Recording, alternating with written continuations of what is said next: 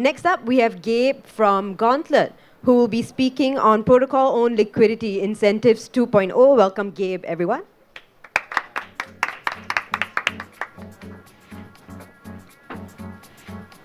Howdy, guys. Really excited to be here. Talk about protocol-owned liquidity.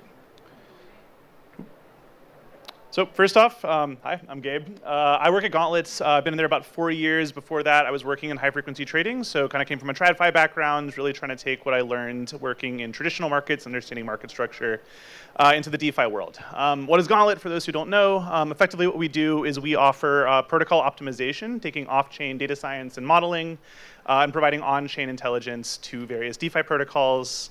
I've been at Gauntlet around 4 years now, worked with a pretty wide variety of protocols, specializing primarily in incentives as well as like various risk. Working with a variety of protocols like Uniswap, Near Foundation, Immutable X, Arbitrum.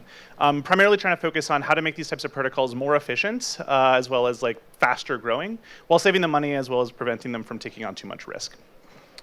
So, what are we going to be talking about today? Today we're going to be talking about protocol and liquidity. And so a lot of what DeFi really comes down to is trying to match buyers and sellers. Where you have a protocol like Uniswap or Compound or GMX, and like what they're really trying to do is provide a liquidity layer to enable buyers and sellers to be matched against each other. And the way most of these protocols operate is through, and like most of these protocols effectively face what is a bootstrapping problem of, if you've just launched a new protocol and you don't have any liquidity, how do you attract that liquidity in the first place? Now, long term, you're going to be charging LP fees, and that's great because now you have this flywheel where protocols are earning fees, those fees pay those liquidity providers, that generates yield, which then keeps that liquidity there for a long time. However, when protocols are first launching, whether it's a brand new protocol or they're trying to expand onto a new chain, they have this really difficult question, which is how can I attract liquidity providers to my marketplace before they're earning any fees?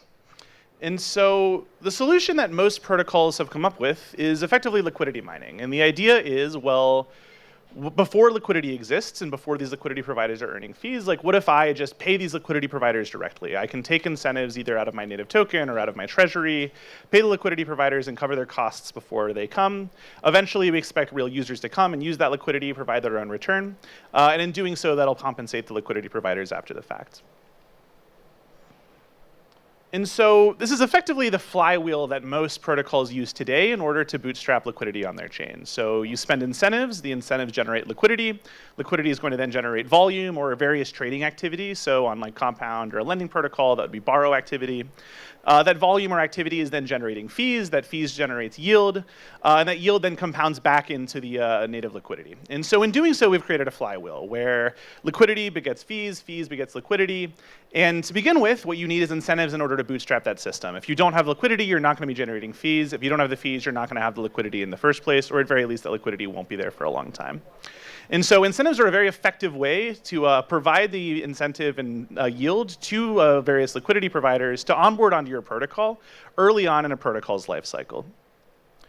Now, the issue is incentives have a lot of drawbacks. Not only are they incredibly expensive, where it's a massive cost to various protocols, often 20 to 30% of their balance sheet, incentivized liquidity is often incredibly fleeting and like will often flee right when you need it the most.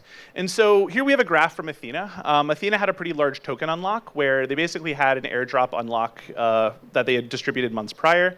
By looking at this graph, so this is the Uniswap v3 liquidity that Athena had in terms of their TVL, active to trade on Uniswap.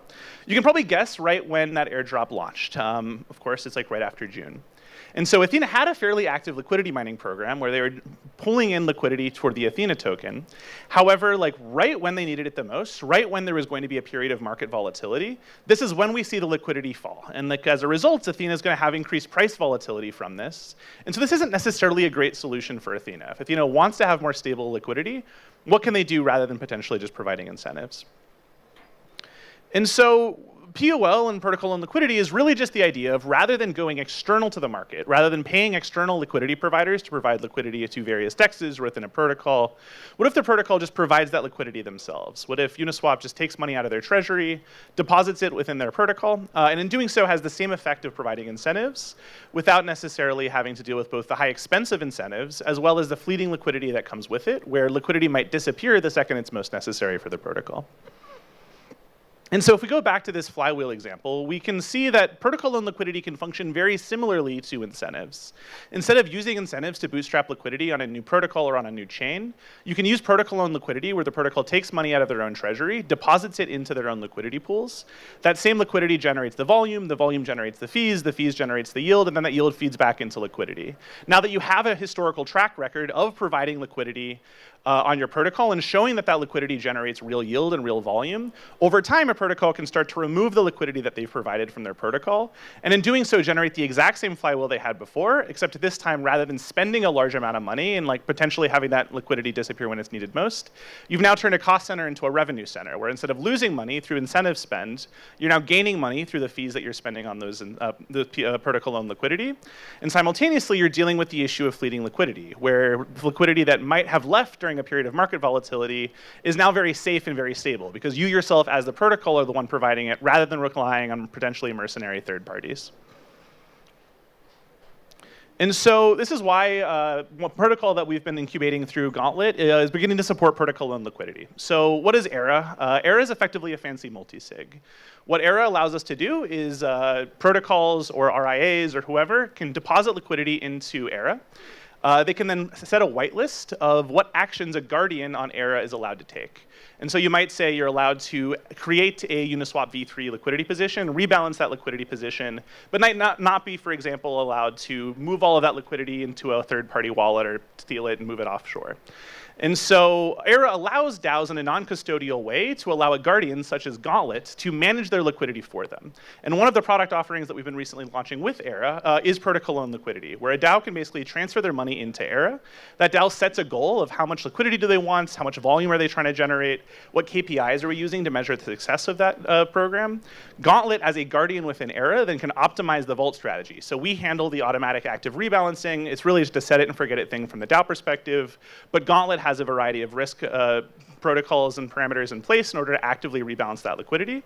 And then lastly, like using the ERA app, you can view the vault performance of, okay, how much volume are you supporting? How much slippage have you reduced? How are your positions performing? And so through launching ERA, we've been able to fairly successfully provide a system for DAOs to successfully launch protocol loan liquidity positions on their behalf. And so lastly, if this is something that's interesting to you, either through protocol loan liquidity through ERA or you're just interested in ERA as a treasury management solution, please get in touch, shoot me a DM on Twitter or Telegram, or an email either Gauntlet or ERA. I'll also be hanging out outside after the talk as well if you want to meet in person. But really appreciate the time, guys, and have a great rest of your conference.